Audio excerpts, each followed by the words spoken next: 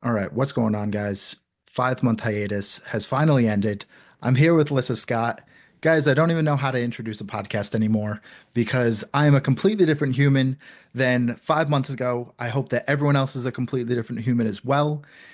And Lyssa, I guess we'll just get right to it, right? We chatted a little bit about what you've been up to. Why don't you just share that with us? Your last episode was episode 132. I know you guys haven't heard my voice in so long. It's been at least 6 to 8 months since you've heard Lyssa's. So roll with what you got going on right now because everyone's already got their background because I'm sure they already listened to what your episode was the last time. So, Oh, thanks. Yeah, it's exciting that this is the end to your hiatus and we're shaking the dust off. I'm about to restart my podcast as well, and so you and I are surfing the same wave in that regard. And this is a little bit like a warm up for me. I'm going to be recording those in 2 days, so it's just exciting. It's exciting. Yeah, I would say the thing that I'm the most excited about right now is that I just hit publish on my very first book, and I've talked about being an author since I was like 4, right? What do you want to be when you grow up? An author, a teacher, and an artist, I used to say. And like it's like, I'm kind of like all three. Like it's super interesting how what we want when we're young tends to be what we continue to want in some way, shape, or form, right? I didn't know online entrepreneurship was going to be a thing in 1996 when I was 3 years old. So, didn't have the vocabulary for it at the time, but had the direction nonetheless. So hitting publish on the book. It's called Unemployed: How to Build a Personal Brand So Strong You Never Have to Work for Anyone Again. And the key word there is have to. You can if you choose to, but you don't have to. You should be able to realize your vision and bring other people with you and build that brand. And so I'm really excited, deeply excited about that. And then there's other things. I'm sure we'll get into them. The content road trips. We're launching an offer called Brand Camp later this year. Taylor, my business partner, and I, and it's just going to be a really good time. So yeah. we're bringing lots of things to life. I'm in a creative high right now. I'm on like a creative rampage, like a mad woman, just creating left and right, and it just feels really good to be in that momentum. Yeah. So when you get into that flow state of these creative highs, for a lot of people, it's hard to get into that flow state. How have you created this life where that is something that's at a real high and constant for you right now? I love this question. Thank you for that. I'm going to quote a good friend of mine, Chase Tullison, say, "When a rocket launches, does it require a lot of power? Is there a lot of smoke and dust? Is it pretty? Does it go very far? Right? How much energy is required to launch that rocket an inch or two? And then, like, it gets easier, right? Momentum, inertia, however you want to say it. Creativity is the exact same way. At first, it literally feels like you're just like sludging through mud, and you're like when I went from coaching back to creative, I'm like, how do I even do this? I don't have a portfolio. Nobody even knows I have this skill. Like maybe 5 people know, right? My close people know, but like, how do I really do this? And it's just like so heavy and murky. And then there's this sort of in between land where you're doing some of it. And that in between land lasted for me for like 6 months, where I was working part-time at a store. And it was a store that I was passionate about being in. They were known for their visual merchandising. So I was still creating and synthesizing, and like we played vinyl and really good music while we worked. So it was an inspiring environment. It wasn't like I was completely going and living a parallel life somewhere. Um, but it was very much still like you were talking about earlier today, like it was 60-hour work weeks. It was I'm putting in 20, 25 at this part-time job and I'm still going and working 40, even though I don't have the payoff right now. I'm just sludging through the mud and like hoping it'll work. And those are the days where you like ask yourself, like, is this worth it? Should I keep doing this? Is this like, is there a drop in the bucket happening here or what's going on? And then all of a sudden, and it's like I'm a woman of faith. So there's a worship song that says it's going to come all of a sudden, right? It's like the hand of God or the connections that fire in a certain sequence at a certain time with certain people in certain places. You eventually find your way back into those conversations where you're planting seeds. And so, really, all last year, I'm starting to have leads come back, the good old boomerang, where you plant a seed and you're like, hey, if you ever need a website or a brand, I got you. But now, it is 6 months or 9 months or 12 months later on some of these guys, and they're like, hey, you said you do landing pages, right? Yep, I've been here. Doors have been open, right? And there's this energy of just like holding what you say you are, refusing to be stagnant in it, and continuing to plant seeds, even though you don't know when they're going to pop up. And so That's kind of the business aspect of this question. The creative aspect of this question is way more of a daily practice, which is like keep the iron hot. Like don't let a week go by. For me, it's not a day, it's a week where you don't make something. Every single week, at the end of the week, I should have two or three or four or five things I've created that I could show you, right? As proof of, hey, I was in my daily practice most days. There may be a day where I have four or five sales calls and I don't get to create anything, but the next day is probably a creative day. And like that could be anything from an Instagram carousel to a podcast cover to a landing page to it's not always, a finished product 5 times a week, but it's this progress. And so just continually staying with the craft, whatever that may be, whether you're into woodworking or cooking or whatever, don't let like 5 days go by and not touch the wood shop or not make a meal, right? And so there's this energy of, and this is what I've really been thriving off of. The more I create, the more I create. And it's like creativity doesn't run out, it multiplies, which is feminine energy, right? Feminine energy is the multiplier. And so I'm like, holy shit, I'm having these like revelations where I'm like, yeah, this isn't something that diminishes when I do it more. This is something that amplifies when I do it more. And so now I'm in this like literal addiction state of like, I'm creating almost compulsively, where it's like I have to keep going because I literally get off on the fact that it's happening before my eyes, right? So I'm like, it's every single time a finished piece comes out, it's just more fuel on the fire, gasoline on the fire to keep creating. And so it's like getting up and into that state is really exhaustive. But once you're there, like you said, maintaining that high is literally just keep doing it. Yeah. Yeah. So Can you feel the there's intensity in my voice right now? I'm yes, so yes, fired right. up. It's because you're so excited about it, Yeah. right? Yeah. And so first off, to give someone a little bit of grace when listening to this, you had said it took 9 months, 12 months where people started to boomerang back, right? You planted those seeds. And I think where people, like a helpful metaphor for people to understand when they are in that process of planting the seeds, the soil just isn't ready for those seeds, and so once the soil is ready, then those seeds will begin to sprout. So it took 9 or 12 months for whether it was your own soil or whether it was for a potential client soil to be like, oh, now I need this, right? But if the seed is planted, as long as you're doing everything that you can to make sure that the seed is planted and that your soil is fertile, then those seeds will begin to sprout. So give everyone a little bit of grace there. Then Yes. what I'm hearing a lot from you is passion. How passionate you are about all of these different creative aspects of your life that you have, in essence, created.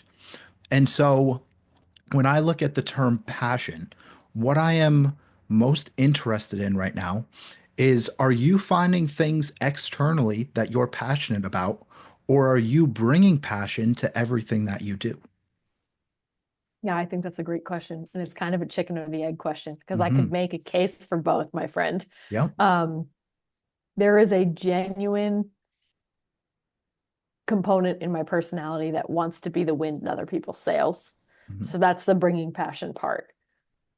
There's an external feedback of when I put the feelers out for, hey, does anybody need creative help? I see a decent amount of hands go up. Hmm. I'm like, ooh, there's a skill that I'm both passionate about. I bring passion to it, but it's also needed. And I think you can be passionate about something and it's not needed, and that fire doesn't really go. And I also think that you could be not passionate but needed, and you might still do a decent amount of that work, but you don't feel super fulfilled in it. Hmm. Um, and so I think it's a check-in with yourself of making sure that both are happening. Is there an Hmm. overlap or a Venn diagram of like where I'm needed and where I want to be needed? Are Yeah. they the same? And wherever that is, I think there's some really good sauce for taking it Yeah. and running with it. And I love what you said about grace. Um, that was 6, 9, and 12 months after I got confident enough to say, yo, I do this. Let me know if you need a girl. Hmm. There was years of figuring out what the heck came after, hi, I'm Lyssa and I do blank. Hmm. Right. And so arriving in that place of confidence, still there's a time delay for other Hmm. people to then be like, oh yeah, I think I'm ready, like what you were saying. It's like Hmm. an avocado. You can't make an avocado ripe when it's not ripe. Yeah. Yeah.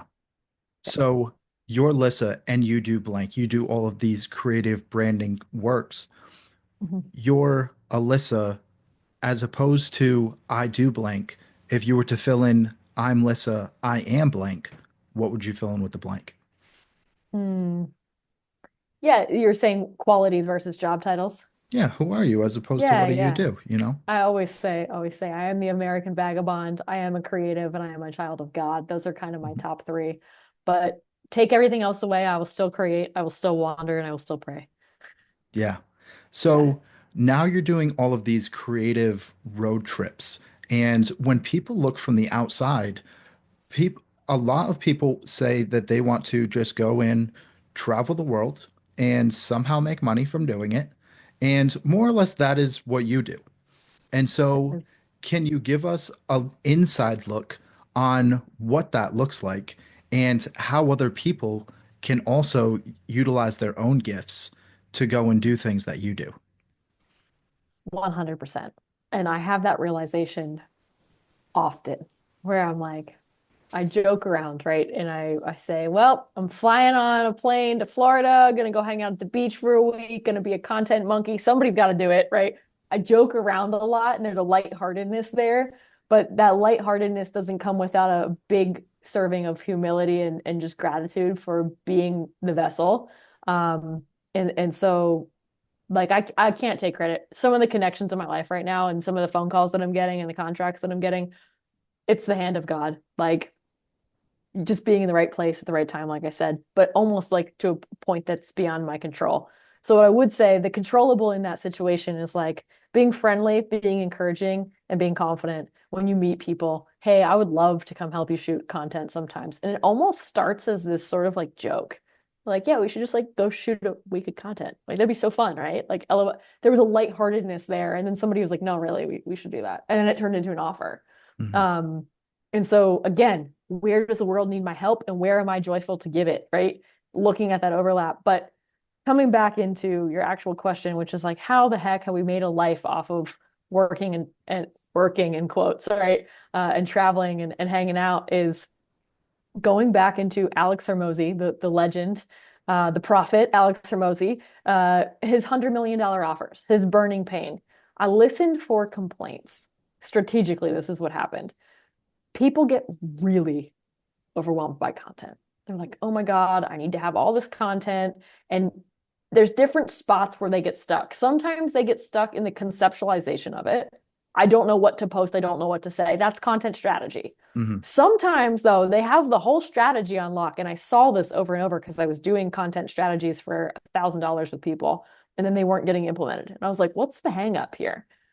Well, I don't have anybody to film me, or I don't like how it looks when I film it with my phone, or I don't like what I'm wearing. I don't like how I look, especially with females. Like a lot of times they'll be like, "Oh, I'm just like I didn't get ready today, so I didn't film the reel because I just like didn't look nice." So then I would encourage them to batch. And then I started thinking, what if I just removed that barrier for success altogether? And what if we just got it done? And what if I styled you? And what if we were already in a pretty area and you were already dolled up for the day and we could shoot like 40 reels a day? What about then? Right. And so I just priced it out. And I was like, is this a viable offer? Because it solves a burning pain, which is like, I hate shooting content and I just want it to be done. And people want to go on road trips. Like they're always like, oh, you live in Scottsdale, Arizona? That's awesome. Like, oh man, have you been to Zion? Have you been to Grand Canyon? Yeah, of course, it's right up the road. And I'm starting to think of, is there a reason why I ended up here? I've always wanted to live here. I finally live here. I'm from the East Coast. Why did I want to live here? Well, because it's such a good jumping point because you can shoot content and go camping and look at the start. Like there's so much to do out here. Thought people would probably come out and shoot. And it's warm here like all year. So even in the winter, these cats from like, Buffalo, New York, they're flying out and they're like doing their content in the Southwest. And it's a write-off. So I started thinking about the mind of a business owner too, is looking for write-offs, looking to get their content done. And it just kind of whipped together in this way where I was like, I could run with this. And that turned into that. So launching the Rip on Life road trip, it's called. They come out for 5 to 7 days. They pick their route. We have different routes that we do out of Phoenix. It always starts and ends in Phoenix for me. And if they want to fly out of a different airport, I'll drop them off and I'll continue home myself. I really enjoy that last day actually on the road solo, just kind of processing all of it. But um, those individuals who do that, they go home, they've got a tremendous weight off their back of like, my content for the year. is done. Holy moly. Like, and it was a write-off, and I got to go hang out in the Southwest. So that launched, and that was awesome. We got 3 people in, which I was kind of like, my friend Joel said to me, he's like, what, you think people are gonna, in a really playful way, he said, you think people are just gonna pay to come hang out with you and shoot their content? And then he's like, and then lo and behold, they did. And I was like, I know, like it's crazy, right? I literally was just like, what it all started with just like a big fat what if. Like, what if? What if I could? What if we did, you know? And then there was some like splinter offers, I would call them, that came off of that offer. One of them was I had 2 different clients. One asked me to come to Florida and one asked me to come to Charleston. And like, hey, would you come to me and shoot? Because like I see that you do this. But for whatever reason, there was either an event or a setting or a team in those places where they're like, I need you to come to me. And the answer is like, yeah, totally. Well, I never launched that as an offer, but that just started happening because conversations were happening and offers were happening, and then the two collide. And so this is what I'm talking about with the putting yourself out there and being willing and understanding, like, yeah, I do content. Yeah, I could do that. That's aligned. And so started flying. I flew to Florida, Mexico, Minnesota, Philadelphia, like a whole bunch of spots all last fall. And some of them were content road trips or content capturing time. And so that was really, really, really cool to see different people wanting a different version of something that I was kind of already putting out. So that happened. And then VIP weekends are starting to happen. People are like, can I just come to Scottsdale for 2 days? I don't want to do a whole week. Yeah, totally. And so the amount of content rendered changes, but the service remains intact. And that is the craziest way I've ever made money. It's like, yeah, come hang out with me for a week. That's ballsy. I've never met these people, right? I'm gonna feed you, house you, drive you, shoot you, like conceptualize with you. You're gonna be totally sick of me by the end of the 5 days, but you're gonna love it. And they do. That's the craziest part is that they give good reviews at the end. I'm like, Yeah. this is bananas.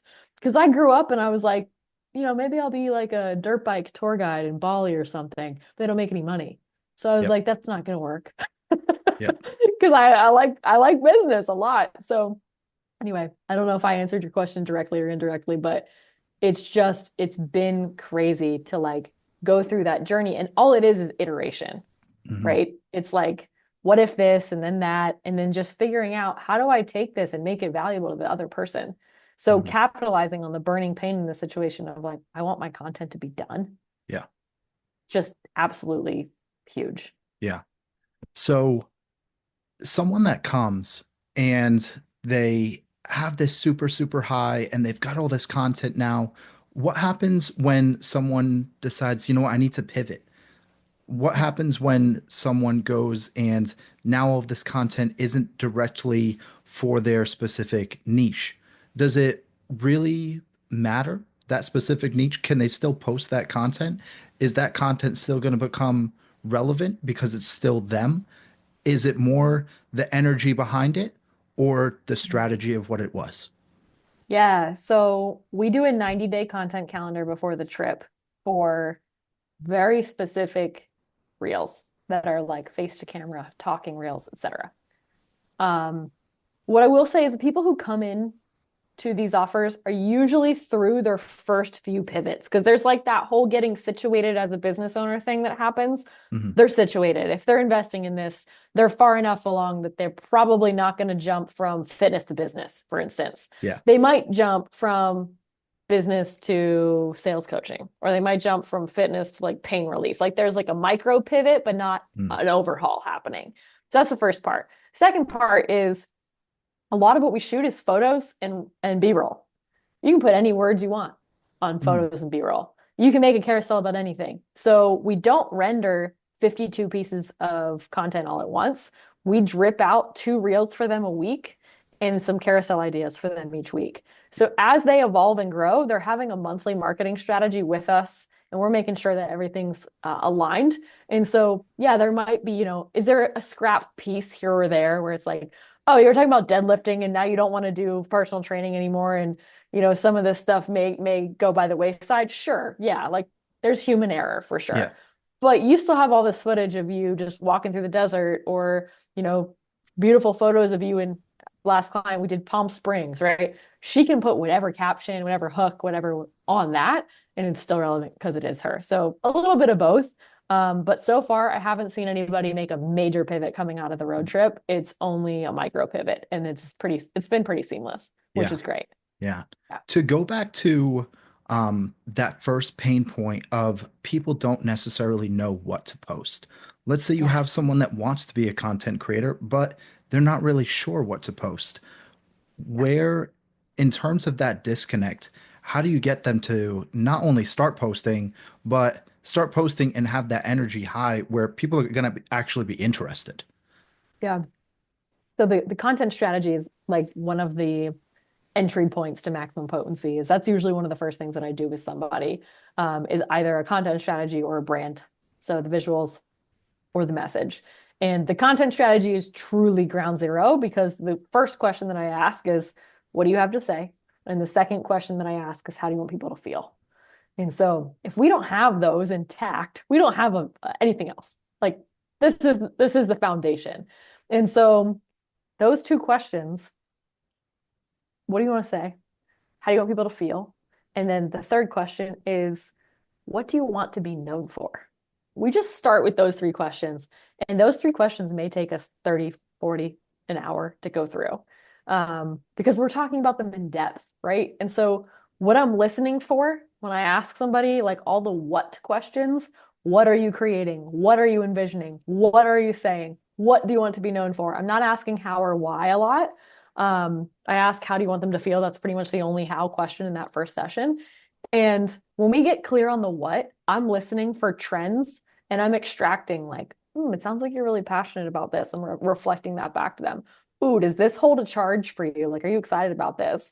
Um, what if we talked about this? Would that be something you're interested in? And we're just bouncing, spitballing ideas until a trend reveals itself. And what I'm trying to get to, the finished product of content pillars, is a heart set that we can put into words, a mindset that we can put into words, just a few words, and then three zones of genius.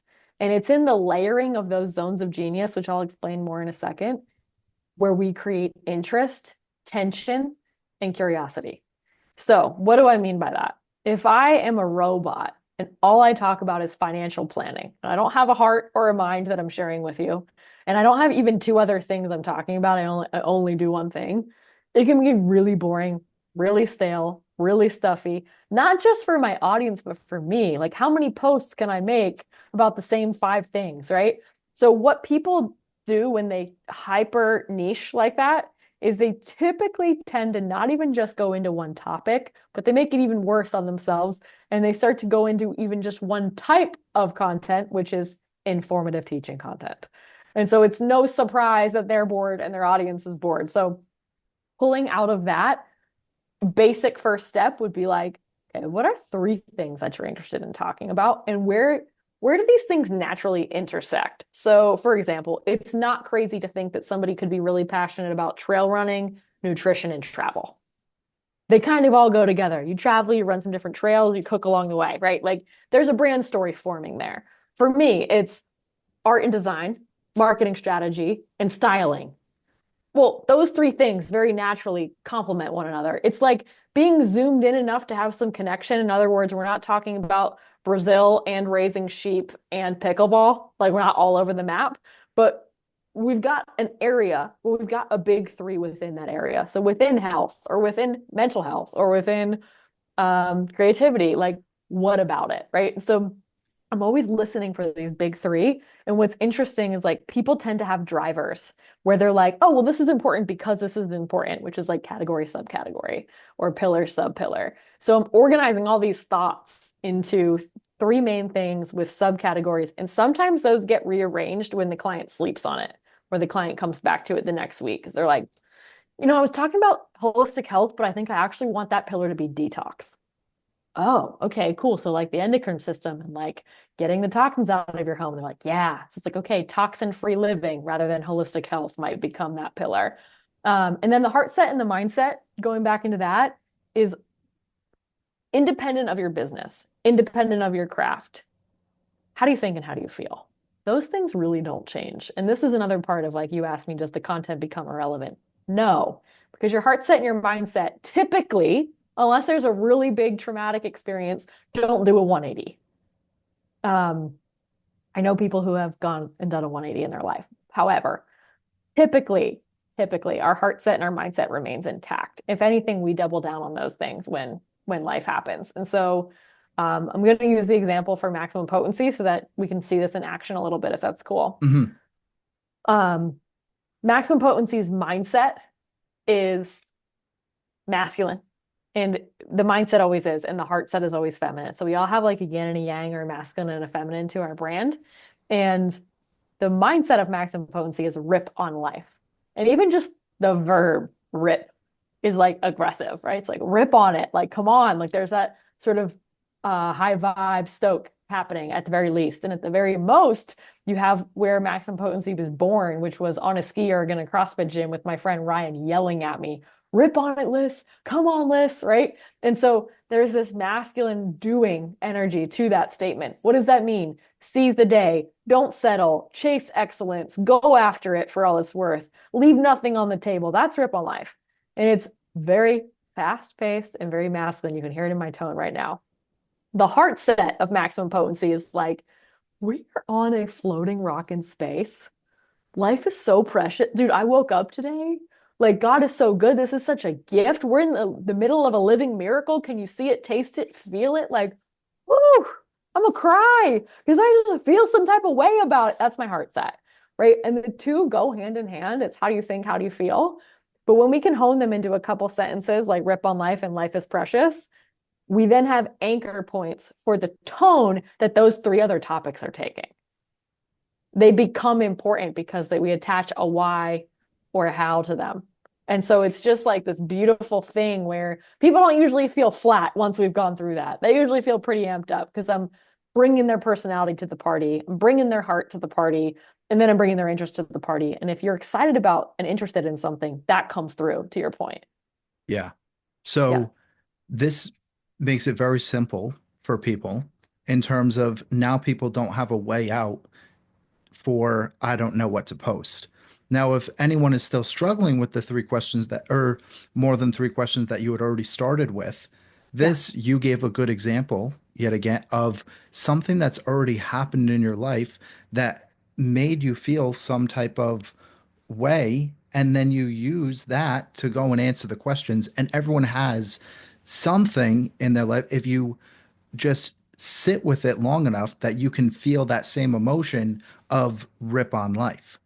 Mhm. So, where I want to change paths here a little bit Yeah. is we also talked a lot about relationships when we had been messaging. And so you have all of these clients that you go and you have these interpersonal relationships with them. There's a client coach barrier, a client business owner barrier, but there's also the friendship. And so, how, now that you have all of this traveling that you do you also have these interpersonal relationships and how do you balance those while you're doing all this traveling? Yeah. Are you speaking about how do I maintain relationships while I'm on the road, or what's the friend aspect of maximum potency like? No, more of how do you have, aside from professional relationships, how do you maintain friendships and romantic relationships while you're doing all of this traveling? Yeah. Yeah. Well, the romantic answer is I don't. That's cool too. Um, I am in a season of singleness right now, and Cool. I'm okay with it. Um, what I will say is, I have this like it's really funny. My brain is like equal parts like, I should really find a husband and like just make sure he's like down with the fact that I travel a lot. Maybe he'll come with me or something. He'll be a videographer. I don't know, right? There's a pipe dream there. There's also like, what if I just had a boyfriend in every city? Like joking, of course. Yeah. But I'm like, man, like life is just be with the present day. And that's a short-lived approach, right? It's just to Mhm. be present and be where your feet are. Um, but I do think that, in the past I was engaged to another entrepreneur. And I think there has to be some type of understanding of like, this is my vision and I'm committed to bringing it to life. And also we have a shared vision. And so like getting to hold both on the romantic side, we did that fairly well until one of us moved to Australia and I said, I can't go with you. So, Cool. and that was a personal conviction. So that ended on good terms. And honestly, our relationship died because we were both so committed to our vision, and that vision wasn't aligned enough. So I think there's a beauty there too, when you look at why things happen. So that's the first part. The friendship part is really easy because I'm almost always in your neck of the woods at some point. And so I'll Hmm. say, hey, I'm going to be in today. I just said to a client, you're in Georgia. I'm going to be in Charleston. How far of a drive is that for you? Oh, it's 5 hours. Do you want to come? Yeah, totally. So it's always kind of having that open door policy of life. And then I would never book a friend into a client's time without asking that client, hey, do you care if my friend comes? He's going to help in this way or she's going to help in this way. So an example of this was my friend Jess and I were on her road trip. We were in my friend Julia's neighborhood. I said, would you mind if we went and got coffee with Julia? I actually think she would be a great lead. She's like, yeah, totally. And whether or not they ever work together, totally different. But I have in mind intention and boundaries of like, hey, we're gonna go to coffee for an hour. Is that cool with you? Right. Um, but yeah, I'm always all over the place. So the chances of me actually getting to see my friends is high. And it's non-traditional, right? So I've got friends, really good friends in Bend, Oregon, Omaha, Nebraska, obviously Philadelphia, where I grew up, and then quite a few of them are in Florida.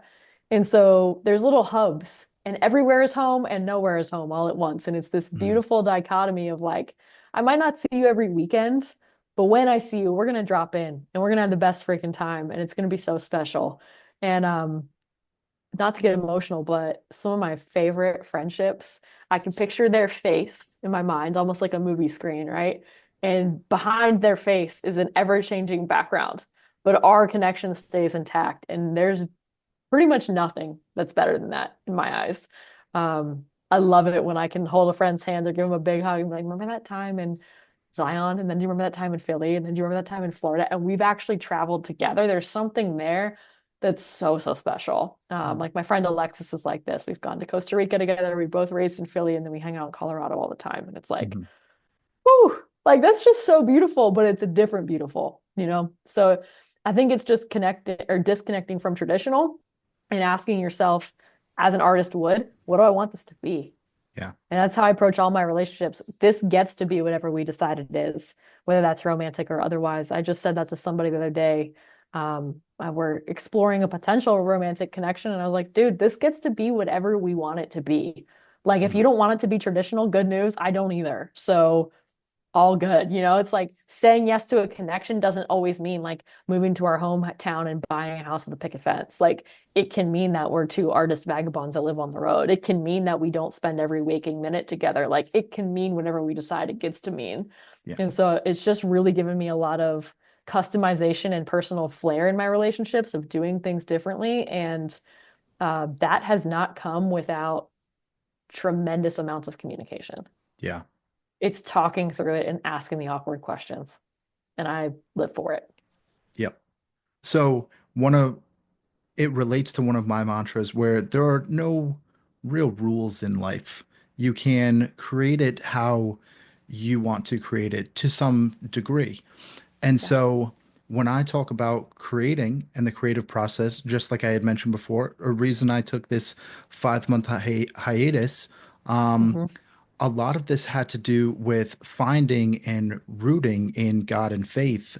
And so when I talk and speak with you, Yeah. that's one of the biggest pillars for yourself. And so this becomes something where now I have a further connection with you because of that and a lot of other people. And so when I look at that, what is the most important thing that we can start to conclude this conversation with around having faith that everything is going to work out? How does having faith that everything is going to work out impact? We say that a different way. A lot of people are struggling right now Yeah. with Yeah. um, XYZ, their relationship or their finances or, Mhm. you know, their political views or XYZ. And so why is it important for people and how do they develop just blind faith that everything is going to be okay? Delusional amounts of blind faith Hmm. required for the journey ahead, my Yeah. friend. Yes. Yeah. I mean, I think developing a healthy amount of delusion is essential. Mm. And I laugh at myself. Oh, I'll be really vulnerable and say my bank account was negative this morning and I went on to do 5 figures of paid in full deals today. Today. That was the Mhm. emotional swing today, right? That's not me bragging. I'm Mhm. just saying, like, you have to be okay with not dancing with the unknown, swan diving right into it as an entrepreneur. If you're going to be a fully self-employed entrepreneur, the swings are massive, right? Everything is a capacity exercise of how much can I hold and how much am I able to make myself feel safe while I hold. And so this morning when I woke up and saw that, I was like, I'm here. All Mhm. 10 toes, all 10 Mhm. fingers, breathing, living, nothing bad is happening right now. If I let that situation go on, different story, but it's it's interesting talking to people who are maybe not entrepreneurs or people who are just like in a different mindset. They want things to be more predictable. We'll just say Mhm. they value security more than I do, maybe. Um, they can't imagine a lot of times like the amount of variance in experience.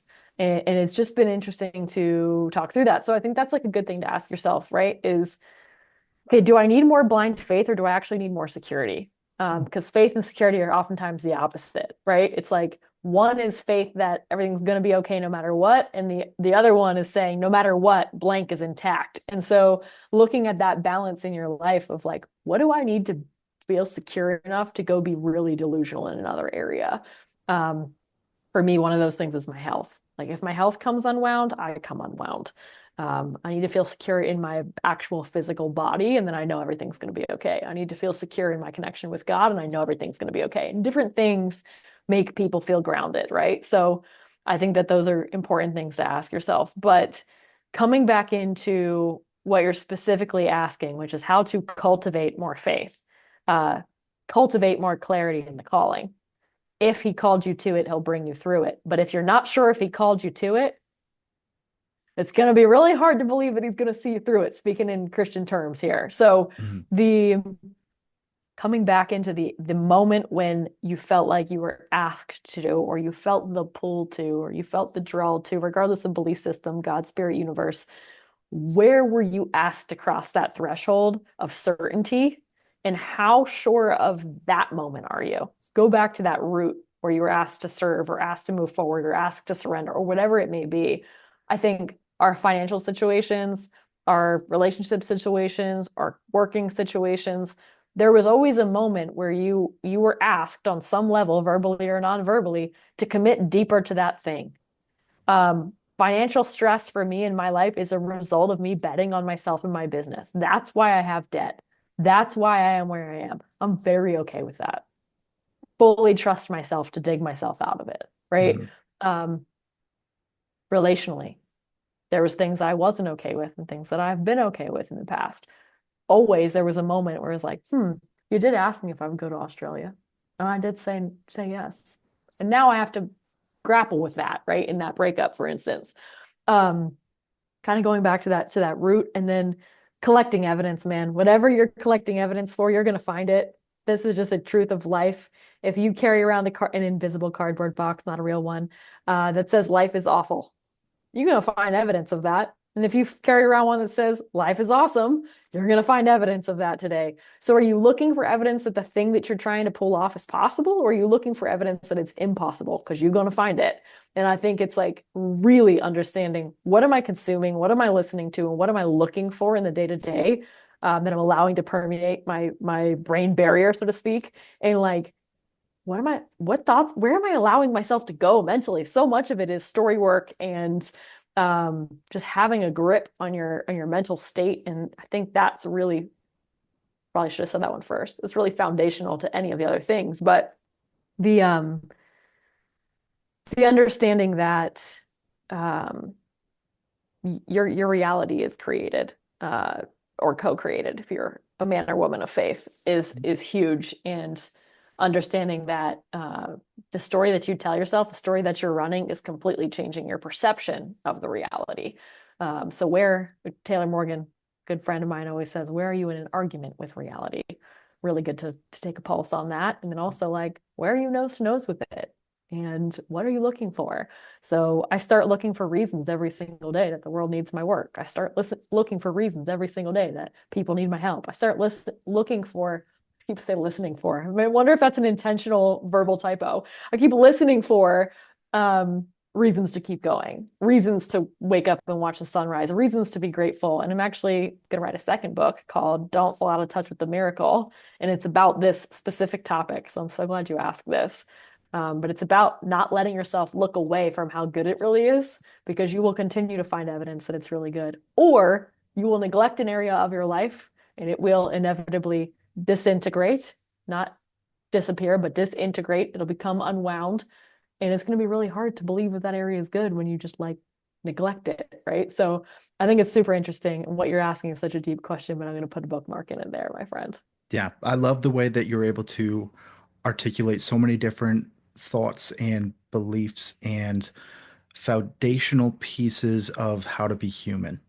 And Mm. so that's really where we'll conclude in terms of I love talking to you, your energy. I'm always able to learn something. So just quickly share with us where we can find you, that good stuff, and we'll wrap it up for the day. A life at maximum potency in his own words. I love it. It's just so good. Yeah, Instagram's my main hub at maximum potency. And I wasn't supposed to announce this, but we're rebranding the Maximum Potency podcast over to the Unemployed and Successful podcast. It's on Spotify and Apple. Yeah, DMs are always open. Those are my two main hubs. Awesome. Sweet. Thank you so much. All right. Yeah, thank you. Cool. Thanks, guys.